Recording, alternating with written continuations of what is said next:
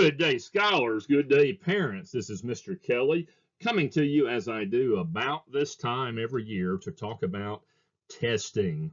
But I am more passionate than ever this year, and I need to tell you why.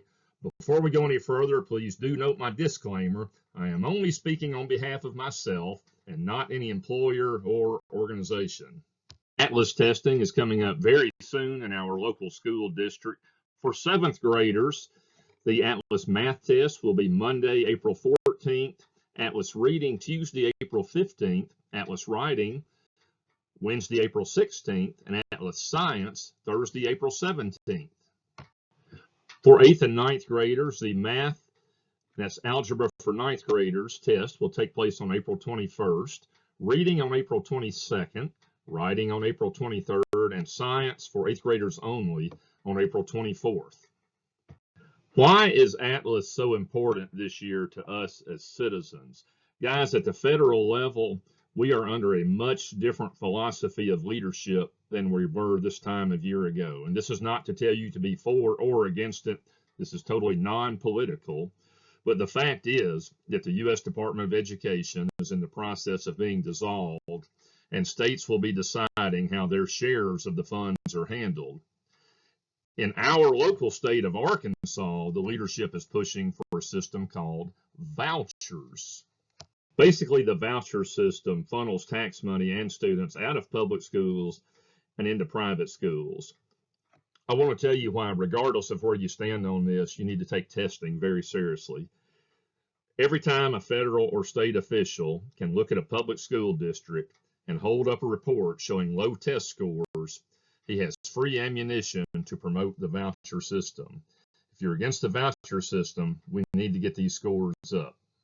Let's say you're on the other side of the voucher issue and you would actually like to use one of these vouchers to put your own child in a private school. Private schools aren't just accepting anybody in this situation. They're looking for students who are highly beneficial to that school. They're looking for the type of student that can score really well on a standardized test.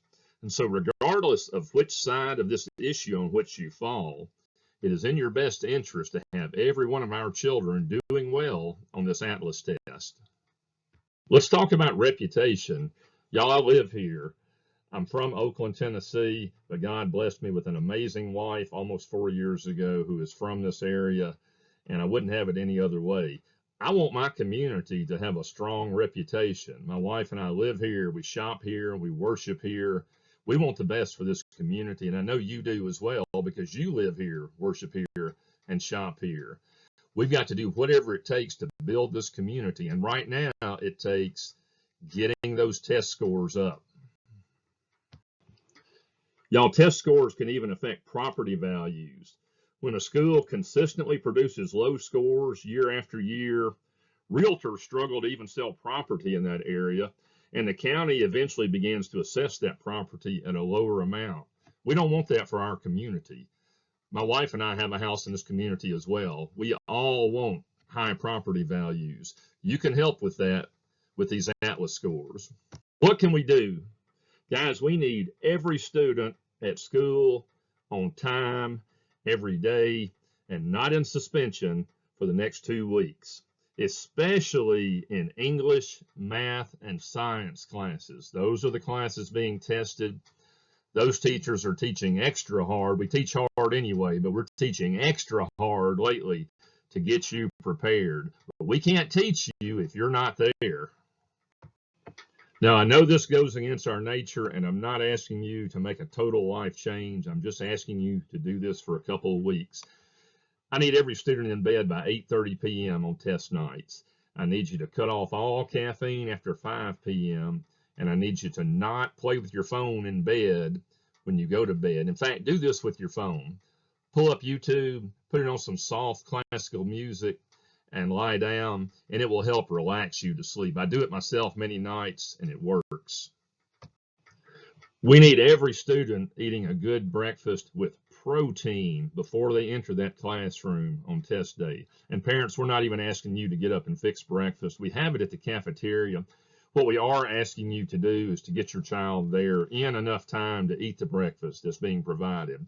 Please, no sugary cereals, no candy before the test that puts you on a sugar high, which doesn't last through the test, and then it drops you, and your brain and your body become very tired when you need your energy the most. So please avoid sugar, avoid candy before testing. Drink enough to hydrate, but no more. Don't overdo it. There are certain portions of time when we're not allowed to let you go to the restroom, and so we need to prepare ahead of time for that. Whatever you do, please don't test on an empty stomach. You won't be able to think as clearly or as strongly. And finally, guys, never, whatever you do, don't leave anything blank on the test. It will always, always, always be wrong. Whatever you do, take a guess. If there's 4 answer choices, you've automatically got a 25% chance of getting it right. But you want to use the rule out method. There are usually a couple of answers that are just way out in left field. Throw those out, you got it down to 2.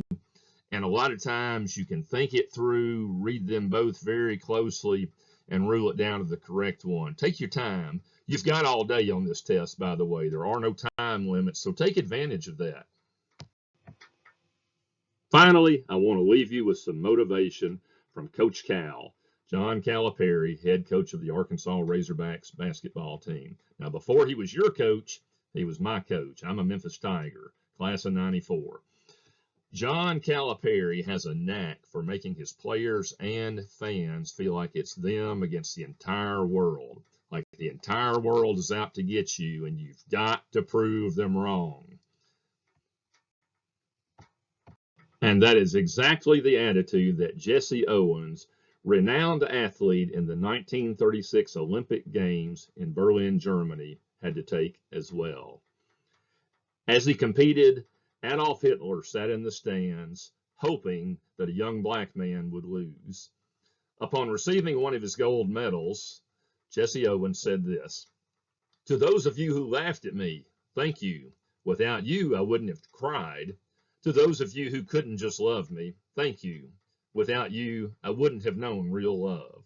To those of you who hurt my feelings, thank you. Without you, I wouldn't have felt them. To those of you who left me lonely, thank you. Without you, I wouldn't have discovered myself. But it is to those of you who thought I couldn't do it. It is you that I thank the most, because without you, I wouldn't have tried." And so, students and supporting parents, I'm asking you to come at it this year in Atlas testing with that same attitude.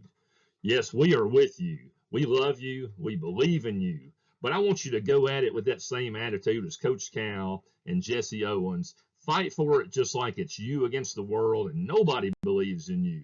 Let's pull through for the West Memphis School District and let's show them who we really